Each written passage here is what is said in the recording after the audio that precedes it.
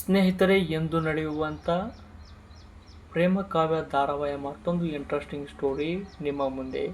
ಅದಕ್ಕೂ ಮುನ್ನ ಯಾರೆಲ್ಲ ನಮ್ಮ ಯೂಟ್ಯೂಬ್ ಪೇಜನ್ನು ಸಬ್ಸ್ಕ್ರೈಬ್ ಮಾಡಿಕೊಂಡಿಲ್ಲವೋ ಸಬ್ಸ್ಕ್ರೈಬ್ ಮಾಡಿಕೊಳ್ಳಿ ಹಾಗೂ ಪಕ್ಕದಲ್ಲಿರುವ ಬೆಲ್ ಐಕನನ್ನು ಪ್ರೆಸ್ ಮಾಡಿ, ಏಕೆಂದರೆ ನಾವು ಹಾಕುವ ಪ್ರತಿಯೊಂದು ವಿಡಿಯೋ ಎಲ್ಲದಕ್ಕಿಂತ ಮೊದಲು ನಿಮಗೆ ತಲುಪುತ್ತದೆ. ಸ್ನೇಹಿತರೆ, ಇಂದು ನಡೆಯುವಂಥ ಪ್ರೇಮ ಕಾವ್ಯ ಧಾರಾವಾಹಿಯಲ್ಲಿ ದಾಮಿನಿಗೂ ಕೊನೆಗೂ ಅಂತ್ಯ ನೀಡಿದ ಕಾವ್ಯ ಹಾಗೂ ಪ್ರೇಮ.